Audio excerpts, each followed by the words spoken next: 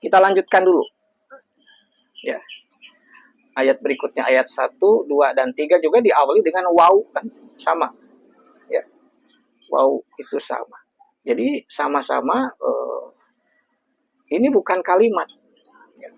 Kalau kita perhatikan, walaili idza yagsa. Kemudian ayat keduanya, wan nahari idza tajalla. Dan ayat ketiganya, wa ma khalaqa dzakara wal untha. Ketiga kalimat itu sebenarnya bukan kalimat sempurna atau bukan berupa kalimat. Jadi artinya begini, kalau yang namanya kalimat itu ada pokok, ada keterangan. Dia memberikan informasi yang bulat bahwa sesuatu itu demikian, bahwa si A itu begitu, jelas gitu ya. Ada yang diterangkan, ada yang menerangkan. Tapi kalau ini 3 ayat pertama itu bukan kalimat, tidak menginformasikan sesuatu. Coba aja dicek. Walaili idza yagsa. Perihal malam apabila dia menutupi. Itu menginformasikan apa kepada kita? Tidak memberikan informasi apapun, ya enggak? Cuman itu.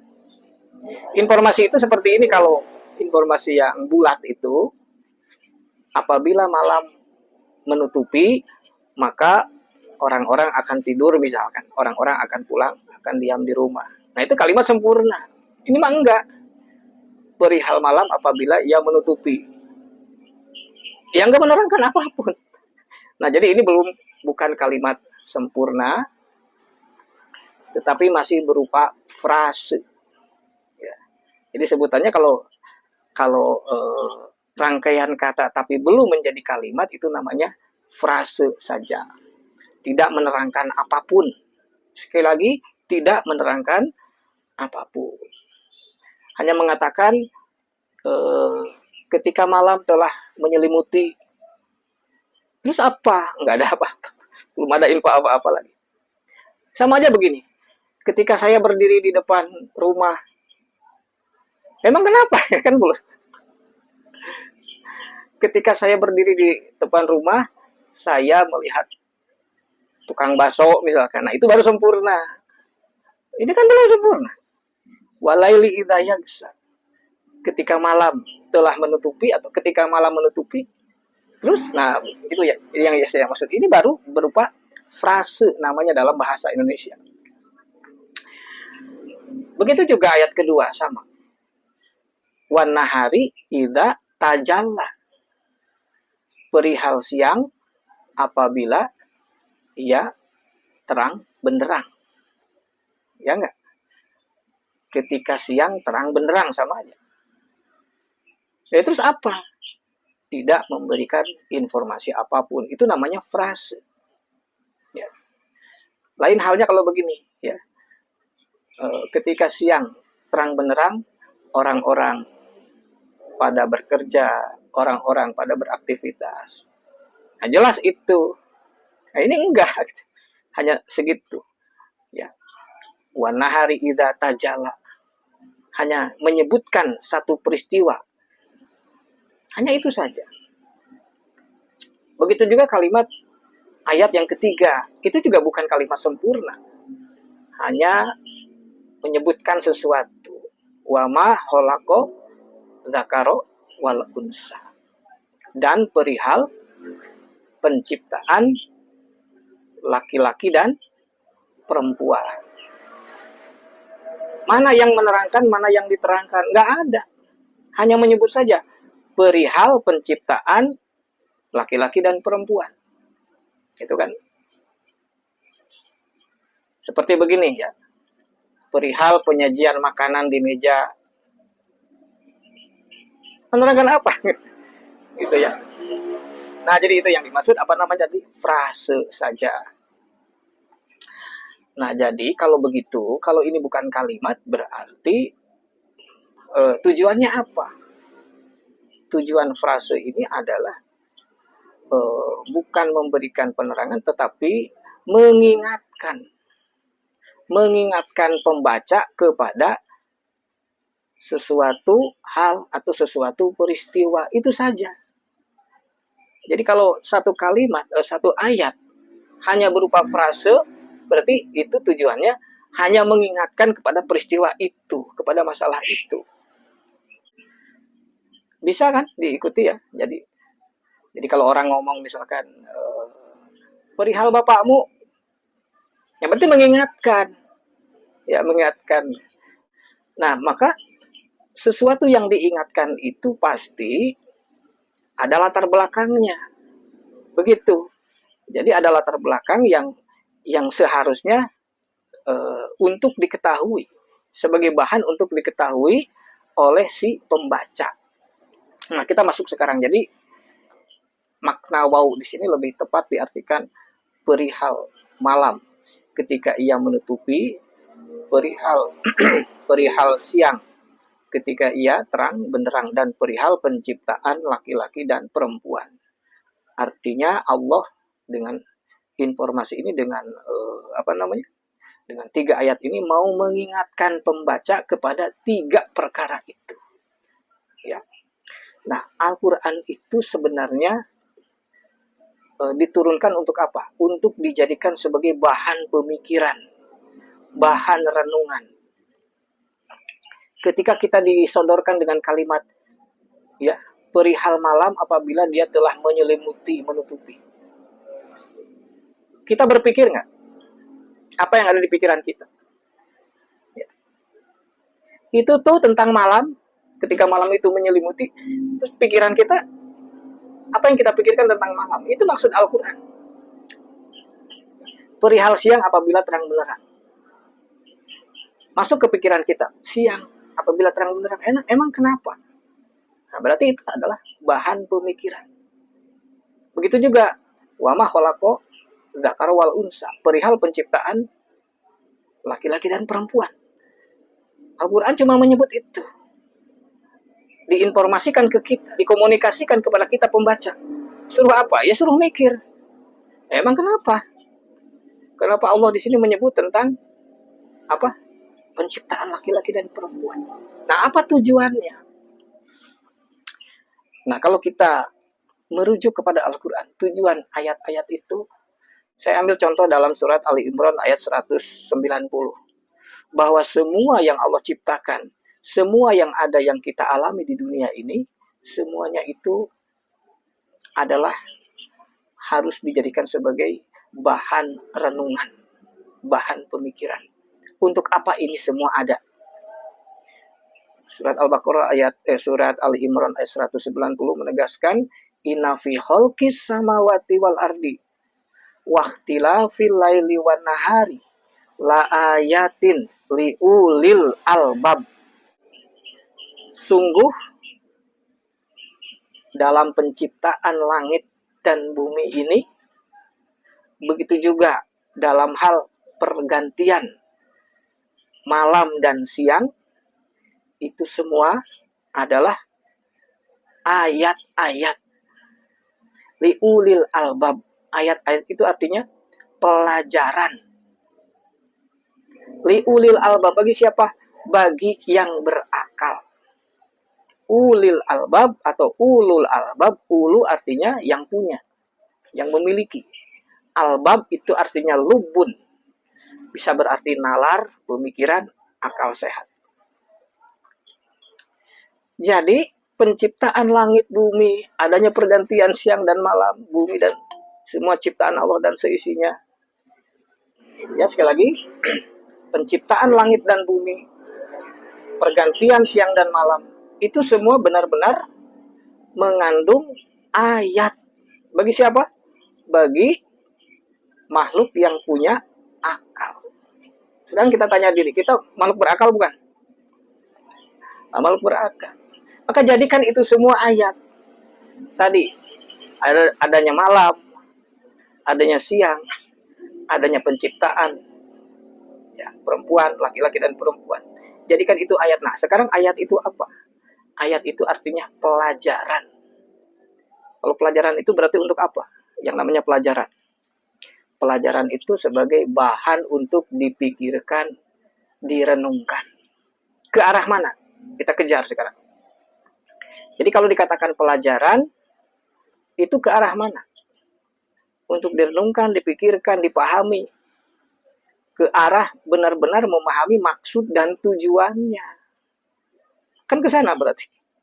Jadi kejar, apa sih maksud dan tujuan ini semua? Kenapa ada penciptaan langit dan bumi? Kenapa ada siang dan malam? Bagi orang yang berpikir, bagi makhluk berpikir, dia akan mikir, untuk apa ini? Mau diarahkan kemana ini? Apa yang seharusnya? Begitu. Nah, maka kita tanya diri. Kita sudah sadar, sudah paham ada siang dan malam. Kita gunakan untuk apa siang? Kita gunakan untuk apa waktu malam?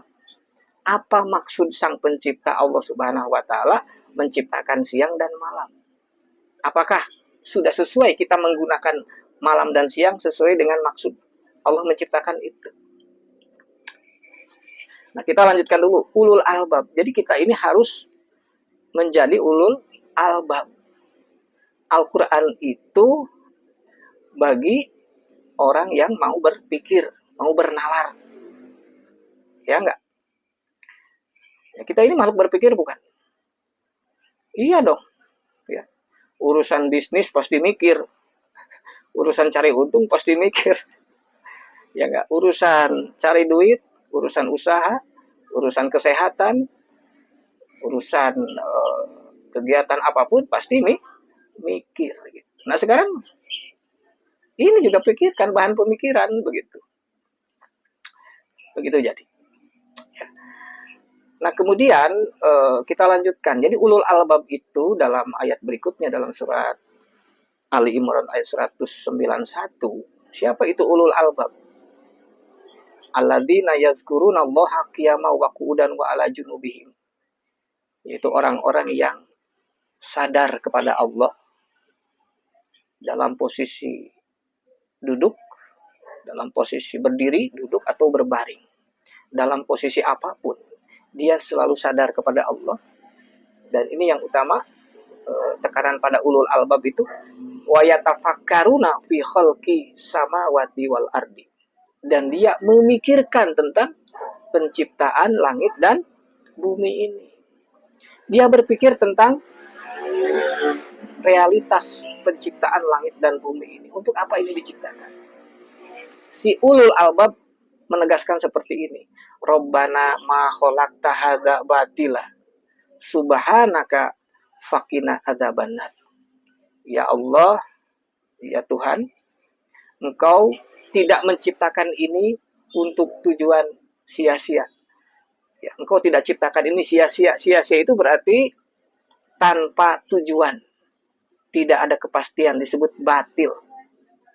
Jadi sesuatu yang batil itu sesuatu yang tidak pasti. Tidak jelas maksud dan tujuannya. Engkau tidak menciptakan ini batil. Engkau tidak menciptakan ini sia-sia. Maka subhanaka yang mulia. Ya. Dikatakan apa? Atas dasar itu fakina adzabannar. Ya Allah, Engkaulah yang mulia, Engkaulah yang agung, maka fakina azabannar, selamatkan kami dari sanksi hukum neraka. Apa hubungannya ya? Ya Allah, Engkau tidak ciptakan ini semua sia-sia, maka bebaskan kami, lepaskan, selamatkan kami dari sanksi hukum. Hubungannya apa? Nah, jadi kita lihat sekarang hubungannya. Jadi itulah ulul albab, orang yang mikir. Allah pasti menciptakan ini semua ada maksud dan tujuan. Tidak sia-sia. Kalau kita hidup ya, tidak sesuai dengan maksud penciptaan diri kita, tidak sesuai dengan maksud penciptaan langit dan bumi ini, maka itu sama dengan akan menghadapi konsekuensi hukum. Nah, ingat kembali pada pengantar. Jadi Quran ini berbicara hukum. Jangan sampai kita ini menerima konsekuensi hukum Allah, mendapat sanksi hukum dari Allah, gara-gara hidup kita tidak diarahkan sesuai dengan maksud dan tujuan penciptaan ini. Maka dikatakan tadi, fakina azabannar. Pasti engkau tidak menciptakan ini semua sia-sia, tetapi ada tujuan yang pasti dan jelas. Begitu. Semua ini bil haq wa ajalin musamman. ada tujuan yang pasti dan ada batas waktu yang telah ditentukan. Maka harus kita mengikuti ketentuan Allah. Jadi ikuti ketentuan Allah yang benar, yang baik, sesuai dengan maksud kita ini diciptakan. Ya, kan begitu. Nah, jadi kembali kepada surat Al-Lail tadi. Surat Al-Lail. Ayat 1 sampai dengan ayat 3. Mungkin bisa ditangkap. Ya. Kalau begitu, adanya siang, adanya malam, adanya penciptaan manusia, laki-laki dan perempuan, semua itu pasti bukan hal yang sia-sia. Pasti ada maksud dan tujuan. Maka kita kejar itu. Apa sih maksud dan tujuan Allah itu? Jangan sampai saya salah menggunakan itu semua. Kalau salah, kita salah menggunakan, salah menjalani hidup, salah menggunakan siang dan malam, salah menjalani hidup tidak sesuai dengan maksud kita diciptakan. Maka ada peringatan. Fakina azaban narwa, bisa masuk neraka. Itu berarti ke sana. Nah, itu jadi artinya ayat itu penciptaan langit dan bumi, pergantian siang dan malam atau malam dan siang itu adalah ayat. Nah, ini perlu diluruskan bahwa di dalam terjemahan yang ada itu biasanya dikatakan bahwa ayat itu diartikan sebagai tanda. Ya. Adanya penciptaan, adanya siang dan malam itu sebagai tanda-tanda kebesaran Tuhan. Tanda-tanda kebesaran Allah. Jadi diarahkannya kepada Allah. Tetapi yang seharusnya berdasarkan Al-Quran diarahkan ke mana? Diarahkan ke kita. Ini beda arah, sudah beda arah. Ya. Jadi diarahkan kepada apa maksud ini semua. Ya. Jadi bukan, ini tanda kebesaran keagungan Allah sehingga Allah itu agung hebat. Nah, nanti hanya diarahkan ke situ yang ada itu ya. Jadi kurang tepat seperti yang ditunjukkan oleh Al-Quran. Harusnya inna fi khalqis samawati wal ardi wa ikhtilafil laili wan nahar la ayatin li ulil albab alladzina yazkurunallaha qiyaman wa qu'udan wa ala junubihim wa yatafakkaruna fi khalqis samawati wal ardi rabbana ma khalaqta hadza batila. Ya. Arahnya ke situ. Bahwa kau tidak menciptakan ini sia-sia. Oleh karena itu subhanaka ya Allah, engkaulah yang mulia, maka fakina azabannar. Agar saya tidak salah menggunakan. Gitu kan? Agar saya tidak salah hidup dalam realitas ciptaanmu ini, maka berikan saya pedoman petunjuk yang benar, sehingga saya terbebas dari sanksi hukum engkau ya Allah. Kan gitu. Jadi ayat-ayat itu sasarannya ke kita, ke diri kita. Sehingga Allah mengajak berpikir, ya, apabila malam telah menyelimuti, apabila siang telah terang benderang, maka yang ada di pikiran kita mungkin dari Allah, lu ngapain aja, begitu. Ya, Allah mengingatkan, ya, ketika malam telah menyelimuti, gelap gulita, lu ngapain aja? Mengikuti ketentuan Allah enggak? Ya, seperti halnya sesuai dengan tujuan Allah menciptakan malam. Ketika siang terang benderang, lu ngapain aja? Mengikuti tujuan Allah enggak? Untuk apa Allah menciptakan siang? Kan begitu. Ketika Allah menyebut penciptaan laki-laki dan perempuan, apakah kamu sesuai dengan maksud kamu diciptakan? Nah, untuk apa kita diciptakan? Tentang contoh untuk apa adanya siang dan malam atau malam dan siang. Ya. Kan tadi bahwa surat Al-Lail itu hanya mengingatkan saja kepada persoalan malam, persoalan siang sebagai bahan renungan untuk ulul albab, untuk berpikir ma khalaqta hadza batila. Berarti ini pasti tidak diciptakan sia-sia. Berarti ada maksud dan tujuan ke sana maksud.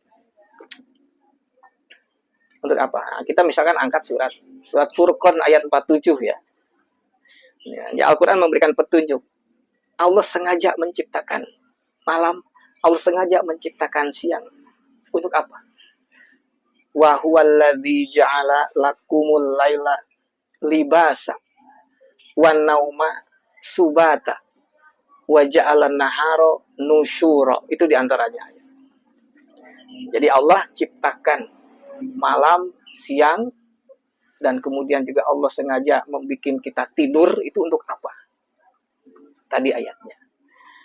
Wa huwallazi ja'ala lakum, dia Allah yang menciptakan, yang menjadikan buat kalian. Nah, perhatikan di sini kata lakum, untuk kalian.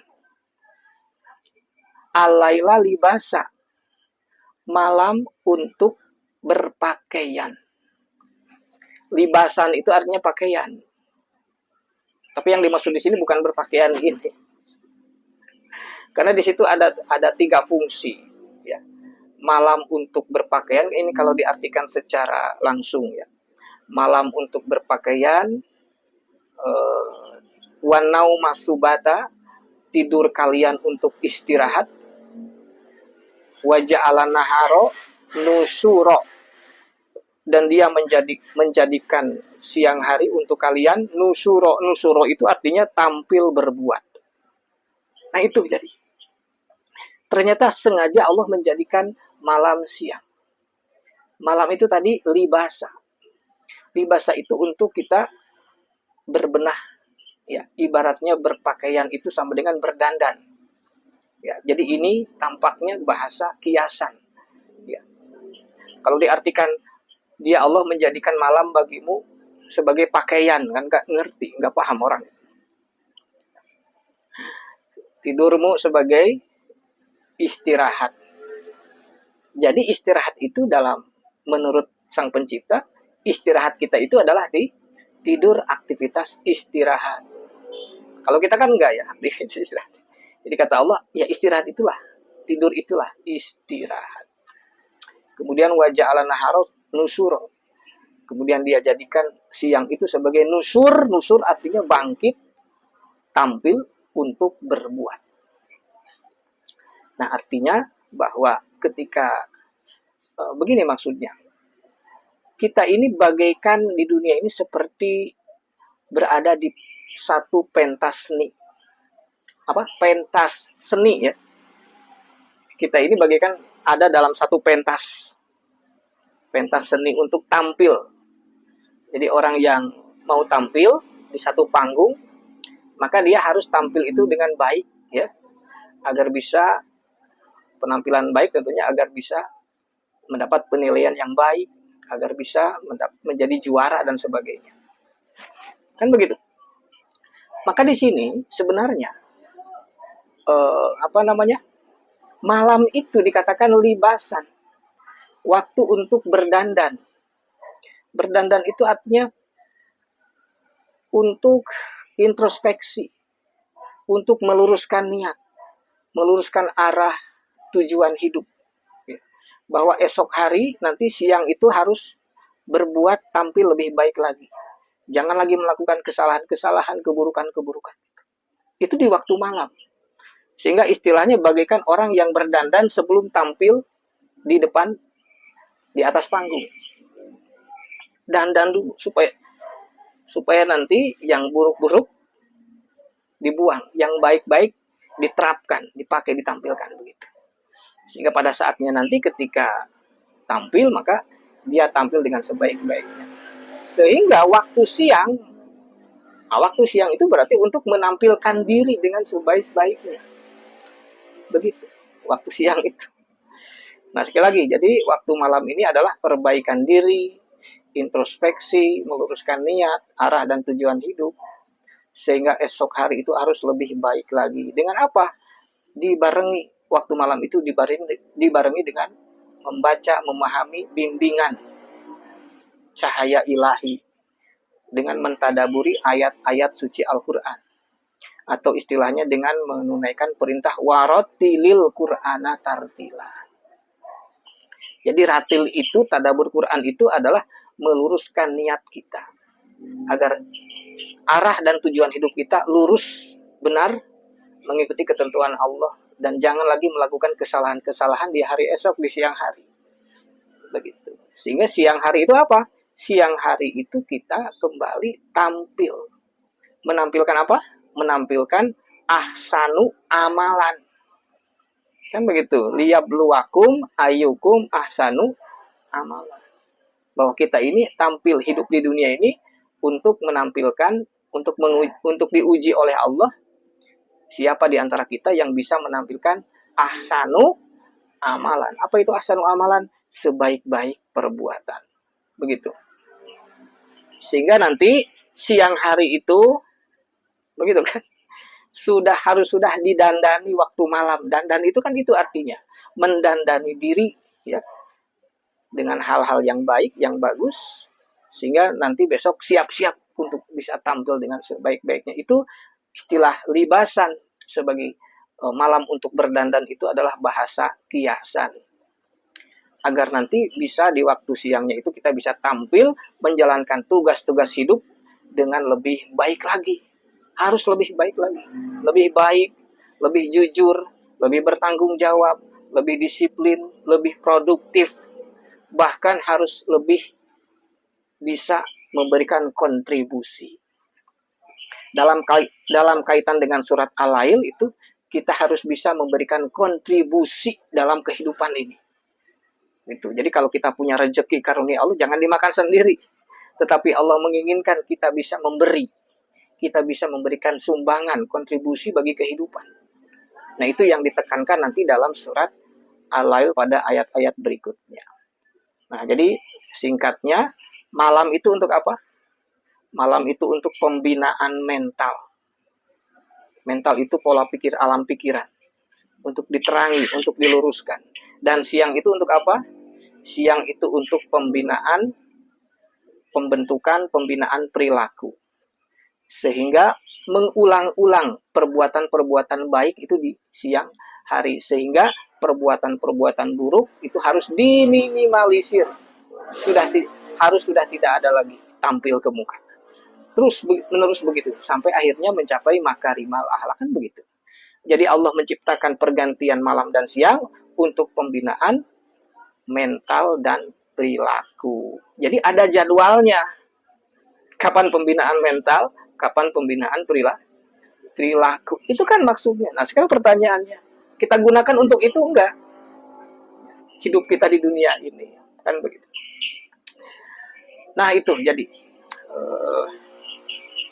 Kemudian apa tadi? Ayat ketiga itu wa ma khalaqa dzakara wal unsa, perihal penciptaan laki-laki dan perempuan.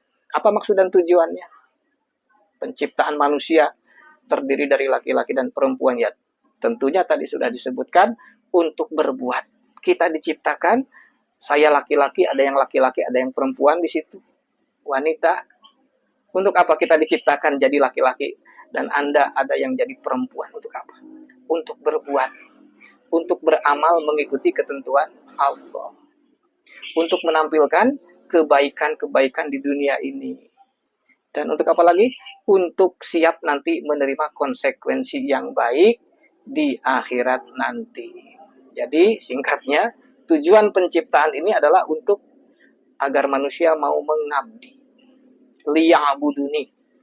Untuk mengabdi kepada Allah dengan mengikuti ketentuan-ketentuannya agar nanti mendapatkan konsekuensi terbaik. Kemudian kalau kita menginjak kepada ayat keempat, inna sa'yakum lasatta. Nah, bahkan terbuka pada ayat keempat itu. Langsung dibuka masalahnya. Sungguh usaha atau upaya kalian itu sungguh berlainan. Sehingga manusia itu diciptakan untuk sa'ya, usaha. Untuk menjalankan sebuah upaya, sebuah usaha. Nah, maka usaha kalian, kata Allah itu berlain-lainan nanti, ya. Kemana arah usahanya, begitu. Dan ini nanti akan diperingatkan, kemana engkau berusaha, apa yang kau kejar, ya. Kau habiskan pikiranmu, kau habiskan waktumu, kau habiskan tenagamu, kan itu usaha, ya. Untuk mengejar apa, untuk menggapai apa. Maka hati-hati dengan usaha itu, kata Allah. Karena setiap usaha memang akan ada akibat hasil usaha.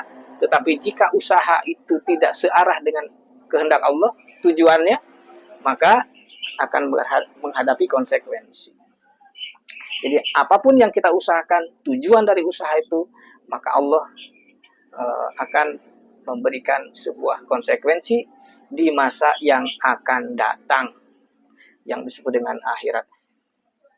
Saya kira itu dulu ya. Jadi baru 3 ayat lah gitu. Jadi kita mulai insya Allah pada minggu yang akan datang atau pertemuan mendatang, kita bahas persoalan ayat keempat dan seterusnya. Jadi karena ini ada hal-hal yang perlu dibahas dulu tentang wow, ya, harus tuntas dulu wow yang dianggap selama ini dianggap itu sumpah, ya, padahal sebenarnya itu menyalahi definisi sumpah, ya, sehingga itu nanti akan menyesatkan pikiran. Ya. Jadi kita luruskan dulu, ya, bukan sumpah. Kemudian juga tentang apa lagi tadi, ya, tentang bahwa 3 ayat pertama itu hanya sebuah frase yang bukan informasi lengkap, tetapi mengingatkan si pembaca Al-Quran kepada peristiwa-peristiwa itu. Mengingatkan itu bisa untuk menjadi bahan renungan, bahan pemikiran, agar dicari apa sih maksud dan tujuannya. Atau mengingatkan kalau orang yang sudah memahami ayat-ayat Al-Quran, diingatkan kembali kepada keterangannya. Ternyata Al-Quran memberikan keterangan. Cari keterangan itu di dalam Al-Quran, apa maksud dan tujuannya. Kenapa ada malam, ada siang. Kenapa manusia diciptakan. Dan itu agar terjawab, agar bisa memenuhi alam pikiran manusia. Itu maksudnya kan ke sana.